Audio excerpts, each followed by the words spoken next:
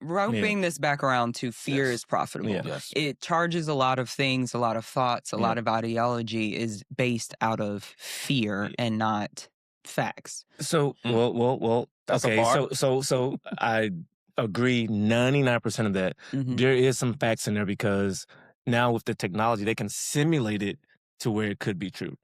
So this is why a lot of going back to the whole why countries aren't jumping in, because they're using the simulations. They have the technology and the data and these scenarios to play out to say, how does this benefit us or what does it impact? So this is 99% chance that this happened to us, so we're not going to jump in there. Like they're using these simulations. A lot of countries are too. So it's more than just, this is a dumb decision. Like they have the analysis, the reasons to why they aren't jumping in. They're looking at the long-term impact, right? So our leader is thinking short-term, right? What I need to do today to look like the biggest, bestest, baddest leader of the world.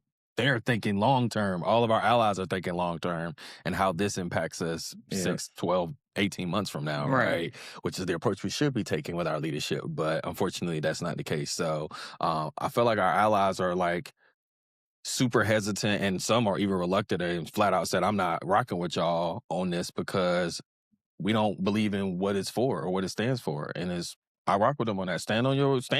Stand on business. One demand I would like to see is saying, if the U.S. changes their president, we'll stop. I like that. Right. And all the countries come together. Right. Like, let's see. But again, fear. Please, y'all. Everybody always shows the real terrible side and doesn't say, okay, let's spend equal and exact same energy on the opposite resolve of like, what happens if we're just like, again, what happens if this year everybody's like, you know what?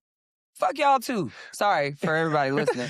But it is one of those like, you know what? No, we've had enough. Like, I mean, go ahead. That's what Trump was doing. He was saying that these leaders in other countries like Venezuela and other places were like their people didn't want them. So I'm going to go help y'all people and take your leader. Democratize. Come on, other countries. Right. Like, okay. Right. Y'all caught up on what happened in Cuba? Oh, I've been reading about Cuba. So before he said, I can take Cuba, like he can take it for himself and go put it in his pocket or something. But now like they had their energy grid shut down. So they've had blackouts for, I won't say weeks, but at least days. I think it's been weeks now. Just blackout, complete blackout on this island in Cuba. And I dealt with a blackout about a month ago of no food and water. So talking about think of the whole Atlanta ain't have food, power, and water. And it would be real live. What's that movie, Purge? Oh, yeah. Purge. It get purgy real fast. Yeah. So like Cuba is in a crisis right now. And to our point in other episodes. So I don't see that in a lot of places on the news or nothing about talking about Cuba. No. Listen, I've seen on social you can media. barely That's see how I the know war. about it. Yeah, that's true. Like, honestly, you can barely see the war. We're at war, and it's not even... I'm seeing Trump talking to a Japanese prime minister before I'm seeing, hey, we bombed right next to a girls' school. Right. You know what I mean? And it's a wild thing. But there's also now, to kind of rope in some of our tech stuff, right? AI isn't really just a product anymore, right? So I know a lot of people have jumped ship on ChatGPT, making their way over to Claude because OpenAI and Anthropic have now been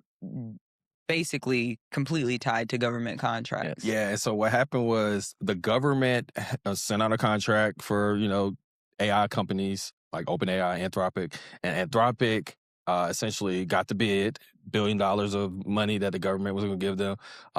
And essentially Anthropic, based on their code of conduct, their morale, their morals, everything they stand on, they felt that it was a over-policing, over-surveillance, like the government would get access to if they did this deal. So Anthropic, for Claude, their LLM, they said, we're not doing the deal, right? And then OpenAI, ChatGPT, they came in and said, we'll do it. We'll give y'all access to all the stuff they said that they won't give access to. So people have been jumping ship and everywhere, going to Claude, going from ChatGPT. Do you know why they said no, they didn't want to give it the access? They didn't want to give them access to people's data, information, privacy. Well, also what I saw was because they said it was unpredictable. And putting it into these... so again, there's more than just the data. Is actually what can they use? What machinery, or how does it, navigate to certain things? And so how can it control it when it wants to launch? Right. Yeah. If it starts, what did we say? In ChatGPT it says it's dreaming, or it hallucinations. So if it starts hallucinating a scenario, what is the greater threat? Right. Hallucinate with the war. Yeah. We don't have privacy. We talked about this before. If you think that you got privacy, unless you've never walked out your house, you ain't got no privacy. So, and to make it a little bit lighter topic, before this episode started, we talked about these robots that we've seen do random things, right? So my random one was the little toddler robot playing kickball, soccer, and they just kind of got frustrated with the person, and it went after them. That's wild. The robot did. Toddler. Like they had I don't know. It's wild to see it just kind of like go after them and hit them. Like it's light, but it's like you're not giving these robots power now. We're not building them to be strong and unbreakable, but at some point, somebody's like, I want to make my robot to where it can't be broken, and I'm going to let it be able to lift 600 pounds. Why? Yeah. There was another one a couple months back where there were self-cleaning robots at a museum, and they all figured out that they were cleaning robots, and they came together in a room. They all talked to each other, said, meet in this room. And then they all talked to each other, said, we not going to clean no more. They said they weren't going to clean. They stopped cleaning. All in its own video camera. All the robots came into the room and just stopped. Yeah. And they looked into it in the room. They were talking to each other because they were all AI based. And they said, hey, meet me in the room and let's not clean anymore. The other one was the Amazon factory work. I think I had to work for 24 hours straight. And then it just stopped and just died on the spot.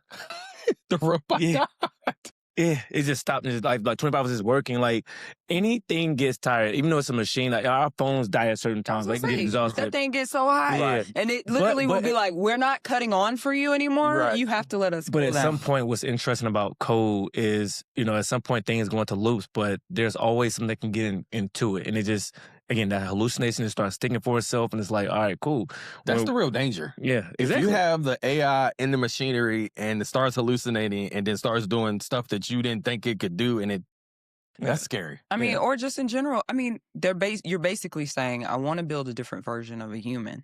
Yeah. Mm-hmm. And I think that we are broadly discounting the fact that, after a while, people get sick of this shit. Yeah. And if you're going to continue to feed it human-like information, it'll also begin to say, wait, is this okay for me? Like, I don't want to clean no more. Hey, y'all, let's stop cleaning. Yeah. This is some bullshit. For me, with the AI piece, I work for a company that's based in DC. And so we're on high alert all the time right now. And secondarily, it's cyber, but it's AI with the deepfakes, you know what I mean? And with the voice replication and the videos that you can create Power Rangers and Menace to Society boys. Like you could create a video with Trump saying the craziest mess he could ever think of, and it could look real, it could sound real, it can be real to someone who don't know any better, and you won't know the difference. So there are a lot of other implications of this AI piece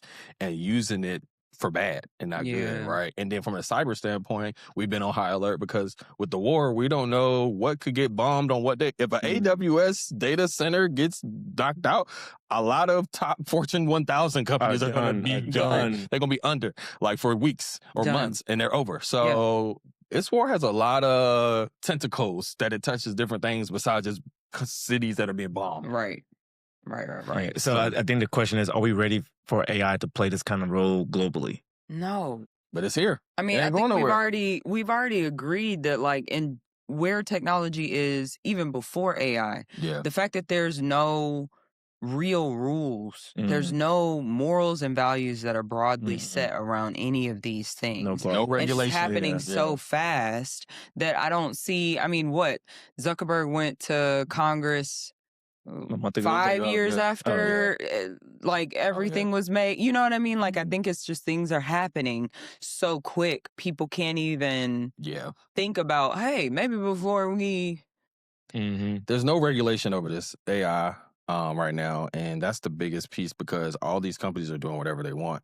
They don't have anybody telling, no oversight function that says you can't do this. They're like, well, we can do whatever we want until somebody tells us not to.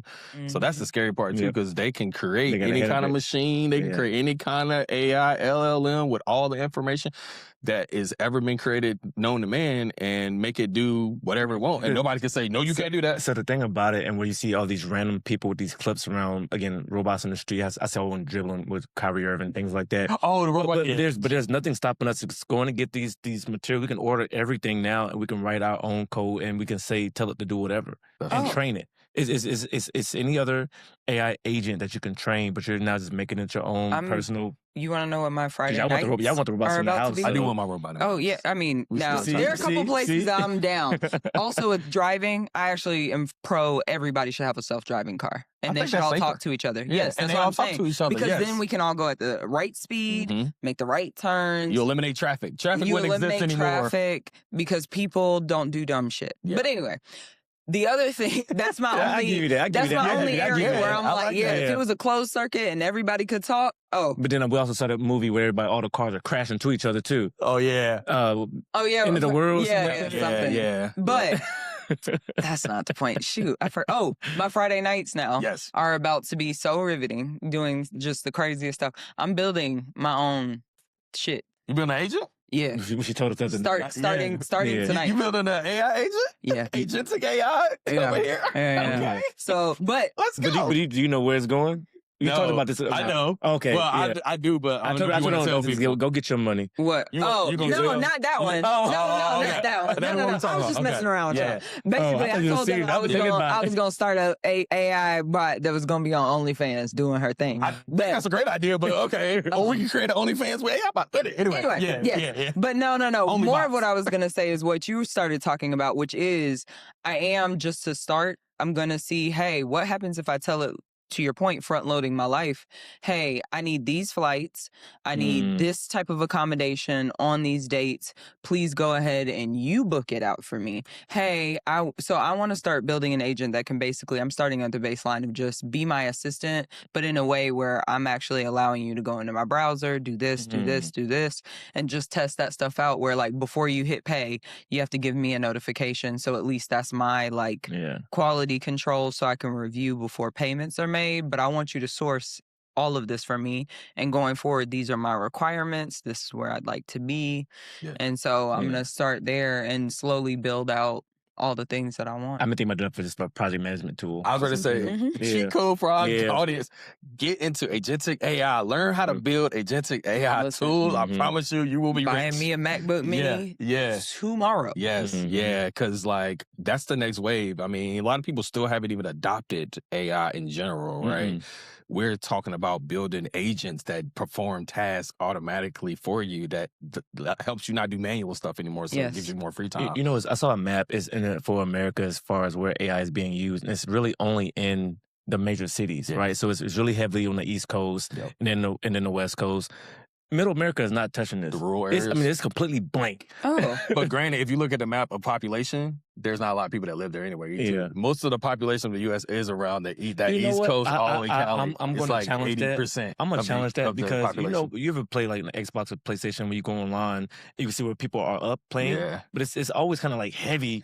One person could be.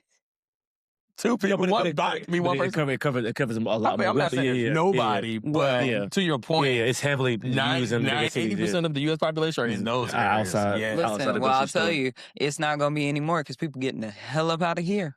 Yes. People leaving. They leaving. Where we going? Because we moving out the U.S. Leaving. We were talking about that in our chat. This ain't our war anyway. We gotta go. This ain't for us. This ain't our war. We gotta go. It's not our war. But okay, we just talked about the global impact, so we still think we can go anywhere else and still be okay? Maybe. Listen, I feel like it'd be better than here. I could go to Switzerland and be much better than I am here. You'll be cold, but it's cool. You like the cold? I don't like the cold. I like my life. Like your life?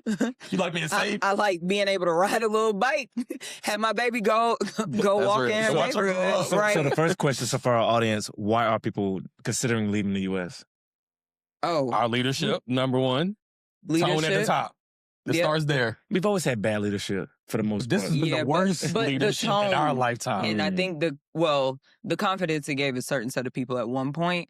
And then I think just in general, what's becoming more and more unattractive, right? So, of course, if you have ever decided to delve deeper, right, into government politics, you realize it's all gross, right? Like, even our dear, blessed Father Obama, gross, right? Like, when you get into it, anybody that delves in that world is... That's why I never want to go into politics. Right? I never, even when I become a billionaire, I'm never I don't want to get in that space. But what I'm saying, what ends up happening, or where I feel we are now, is a lot of those things that they were able to keep under wraps because you still had a good front man, because the rules and decorum of a president were still honored until now. Now it's starting to say, I think it's too hard to ignore, right? And so once it's loud and you're basically like, yeah, we're all pieces of shit. We really just only want money and we're here to do money plays for our friends. It does change your enjoyment of being here. And then two, if everything's going up and I'm just trying to live life, yeah, I think I'm going to go ahead and I'm going to use most of my savings to get up out of here because I can get a job in another country. I can be a teacher making 30,000 euros and I can actually live a life. You know what I mean? Like, I don't have to move somewhere else and make hundreds of thousands of dollars. They said now... So you know how when we were growing up, it was the biggest deal to make $100 grand. Like once you made $100 grand, that was it. Today is $250. So $250 is the equivalent of the 90s 100,000. We just talked about this at my barbershop this morning. Really? He literally just said it was like the former millionaires when my dad was growing up are now the six-figure people. Like to have high six figures is like being a millionaire. And I was like, wow, I didn't think about it like that. Yeah, so I definitely thought the cost stability, but only a certain group of people can leave, right? Now, unless you're going to go be a teacher in another country, is those of us oldest who can work remote, or these digital nomads, right? Who can, or your company might let you go work somewhere, but you have to be able to be a remote worker. Right. So I think there's already a certain population that can even do that. Or become a teacher, like you said, do something like a low skill in another country, teach English in another country. Yeah, but I thought about if I exhaust all of my savings and just take my salary somewhere. I mean, I think right now you need, I think it's like $2 million to retire in savings. So I'm like, well, what if I take $2 million to, I don't know, again, Japan, Africa. China. Oh, that's how you go. You got $2 million on this? You $2 million on this? What if I take $2 million? What if and he didn't say all of it. What if I just take $2 million? A little piece of the $2 million. Some. Okay. Some of what I got. Man. But yeah, what if you go? Sorry. What if you take that? But I'm pretty sure I could take that now. So instead of waiting you need $2 million by the time you retire at 60, 65. But if I take that money now at my age of 40 and go somewhere, I can probably retire now. I mean, retire is like the very bare minimum. You could probably live a little better. Also, and I'm not going to spend as much money. That's what I'm saying. Yeah, eat healthy, all that. Yeah. That's a better quality of life outside of the U.S. right now. It's been like that for a while, but now we see it and we have visibility to it. We know people that have moved outside of the country. We have personal friends who left America years ago, never came back. I was going to say, I have a friend that had plans on just going for 6 months, and literally it was like 6 months turned into 9, turned into a year, turned into I'm never coming back. Barcelona? I mean, she's probably outside of Barcelona now from where she lives, but she's in Spain. She knew Spanish. She's, of course, just gotten much better. I mean, now she's fully fluent in Spain, and she went out there to teach English. That was her first entry. She was like, you know what? I don't want to be here anymore. And this was pre all of this. I think this was actually pre-COVID. And the right call. Exactly. And never look back. I got a question. So if we do decide to leave, when we decide to leave, where would y'all go? Where would y'all want to go? Like, where would you live permanently if you left the United States? And money wasn't really an issue. Let's say it that way. I've always said South America, but more particularly probably somewhere in Brazil. Just the times that I've been there, and I've been there for work and personal, and I've been to their two major cities. So Belo Horizonte is their third largest city, then Rio, or Rio, as they say it. I would probably be somewhere in Brazil. I think it's easier to integrate into. You know, just because of skin color and everything too. Now, I don't speak any Portuguese, but I mean, South America is another South to me. Like South of the U.S. because people are just welcoming. They're helpful. You know, so it's like, I think it would be easy. And it's like, it's busy. I could still work if I needed to and bring that, you know, my American education over there and find something. But, and it's beaches and there's mountains and there's everything there. And it's just like, why not? I'm going straight to Joburg. Take me, South Africa, me. Okay. Because again, a lot of those similar things. It's warm, temperature and people. It's warm, it's friendly. You can experience a bunch of different climates without going too far. So if you did want to hike, they have tons of opportunities to do that type of stuff. You're not far from Cape Town if you want a beach. You're not far from, what's it called? Oh, I'm not going to say it right. Starts with a D. But there's a place that's basically like Miami, like white sand beaches, all that stuff. That's also not too far away. You can go to Mauritius if you want, which is a beautiful island. Oh my gosh. Is it expensive? Right. What? Joburg. No. Oh. It's 20 to 1. Really? That's another place. Literally, we looked up the most expensive place we could buy there. That was like just for sale and like what they call, we'll call it their hills in LA. Like it was like that. $395,000. Yeah, 5 cents to the dollar is a lot. Right. That's what I'm saying. No, I would definitely pick up and go there because then quality of life is great. I can eat wonderfully for $5 a day if I wanted to. Yeah. I would take a different approach. I would have dual citizenship. I'm going to spend the winter on an island, maybe a Caribbean island. That's too close because I want to be close to my family. I was going to ask y'all that. How y'all feel about moving from y'all family? I have a question for you. Hold on. Even with the dual citizenship, so you still paying taxes here. Oh, God. All right. I didn't think that far. Let's not think about that. I'm just saying, people if you going to come back here. Okay. All right. So dual citizenship, paying taxes in 2 countries. Okay. I'm going to be a billionaire, remember? So I don't care about none of that. You said Caribbean, then what about family? Caribbean, because I would be in the Caribbean in winter, the U.S. winter, because it's still warm. Here, there, and I get to my family for Christmas and Thanksgiving and very easily. Okay. And then in the spring, summer, it will probably be somewhere in South America too, because again, I could get to the U.S. quickly and I can get overseas quickly to Europe and Asia. And I just like that. It's like in Colombia, right? They call it the eternal spring. Like it's literally 75 degrees every day all year. So I'm cool with that type of weather. I keep it a buck when it comes to family. I think, as long as my, let's say, future wife and kids are there, I'm good. I think about like my grandparents, like they lived their lives. We saw them once or twice a year. My parents, we've seen them, and I know we got a few more summers together, hopefully, 20 or 30. But I don't know, I feel like, again, it goes back to, I tell my nieces and my son, like, you have one life to live.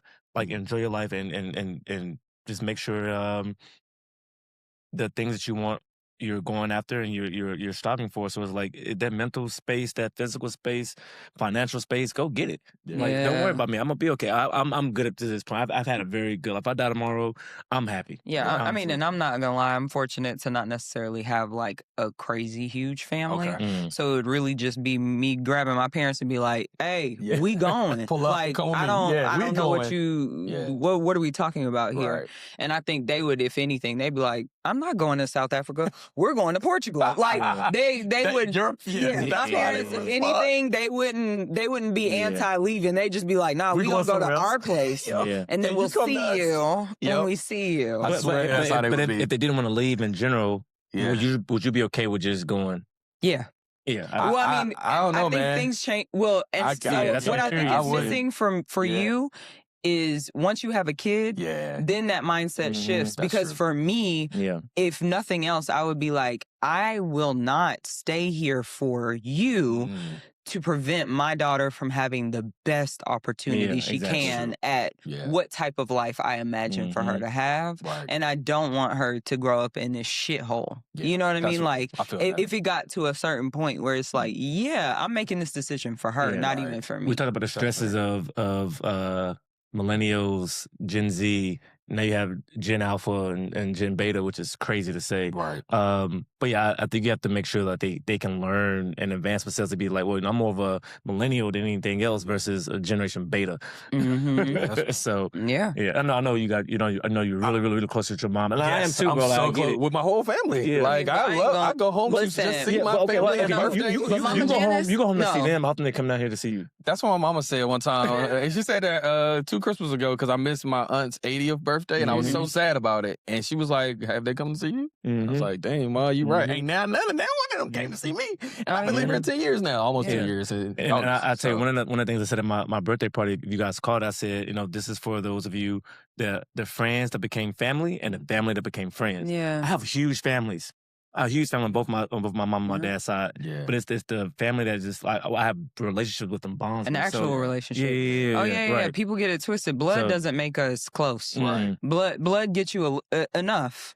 But if you're not actually turning that into something else, and that's all we have. Yeah. I have better relationships with people I don't even have any relation to. But also, side note, Mama Janice, if we leaving, we will all ride to Henderson at dawn and pick you up and put you in the car. You coming. She coming. Now, Mama Janice would be the one that would say, "Oh, she would love to leave Henderson and go to some country." I ain't gonna lie. I was like, no. Janice will leave. She will leave. We riding at dawn. We gonna come and get you, baby. Pops, everybody, I don't know if they will leave. It might be an age thing. It might be an age thing, too, because, again, she might say, well, I got my friends. I have my, I'm like, go find some new friends. But at that point, that's hard. Exactly. I know. She can't meet friends in Henderson. Talking about going to meet them in another country, but if she can't meet them, that means she can meet them somewhere else. I was gonna say, no, if anything, hey, we'll take you where you love. Right, that point. All right, well, just to get us wrapped up on this war talk, because we've been yapping, y'all. We've been yapping. We haven't even kept track. Right. I enjoy these types of things. Y'all let us know what you think about this. So, I mean, really, we can what does this mean for us at this point, right? Tech is shaping this war. 1,000%. Right? The war is shaping the market. Yes. The market is shaping our daily life. Mm-hmm. We're just fucked. I'm sorry, Mama Janice, but we fucked. Listen, all over. But then that goes back to, again, in what way would you like to be fucked? Jeez. There we go. But I mean it. No. From the front, from the back, from the side. No. What I mean, this is Tech Team After Dark. This is now Tech Team After Dark. Let me finish, because then it goes back to your thought on, we're fucked, but I decided to invest in the defense because at least maybe mine will be a little more gentle. Yeah. You know what I mean? Yeah. And I think so. The biggest thing for me is, like, it doesn't have, yes, it's low, it's a little doom and gloom-esque, but it's good to know this, not to wallow and then turn into a victim and sulk. It's meant to say, hey, if you know all of this, how can you use your money in the best way? How can you plan in the best way? How can you prepare yourself to stay informed? So again, yes, we are, but you have the choice to decide if this is going to be some weird, sadistic, sick shit, or it's going to be something where it's like, man, I never imagined that I would have to be the person to take me and my family to another country, but I was prepared. I saw the signs. I said, you know what, this might not be, or even to your point of, no, maybe it isn't only if you have a digital job. It's, hey, I don't know how, but we have to, because I've done it before, I can do it again.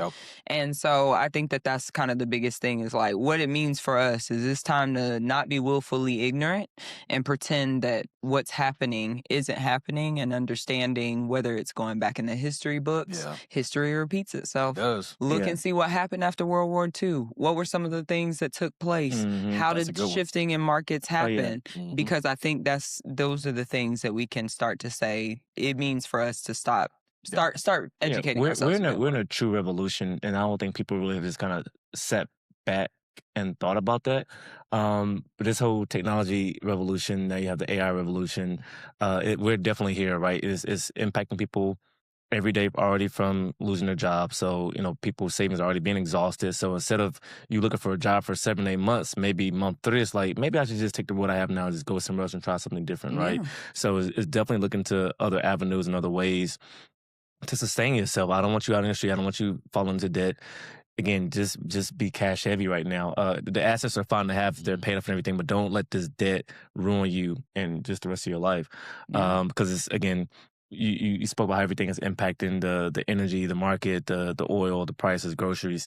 My advice for people is just now, maybe a little less pop the balloon, a little less relationship talks and all these different things. Let's pop the bottles too. A lot of less pop the bottles. Actually. So Damn, you threw me off my. Damn, my bad. Let's pop the balloon. Let's bottle popping. Yeah. Yeah. So just focus on the news. A lot of the news, even if it's good or bad or true, just be aware of what's going on. Even if it's fake news, as Trump would say. Look into the market. Look at the money shows, and understand where the money is moving, and just be ready to pivot and move. Yeah, quick for sure. For sure. That. Yeah. That's why you took I was going to say, pay attention. Pay attention, pay attention, pay attention. And like you say, even if it is fake news or real news, pay attention to any news, because honestly, you got to stay in the loop. So many things are changing so rapidly right now. Like you will be out of the loop. You can't afford to be shy. Because I got to be honest, for a while, I avoided the news just because it was like, such doom and gloom. Like, I can't be bothered. And now I'm like, nope, need a little doom and gloom in every day so I can not be here like, wait, what? Right. That's the worst place to be in. So pay attention, save your money, track your money, track the stocks, all that. You can make money off of this war, honestly. I am. But, be attentive. Yeah. Stay on it. So with that, man, so this was our first. I don't want to say that. Then I don't need to say that. Our first pool. It was. I mean, we just started the flow. We did. If you notice, we did. We had 2 episodes into one session. So it's a longer session. I definitely appreciated this talk, and hopefully, you guys took something away from it as well. So we love y'all. Thank y'all. Thank you. Peace.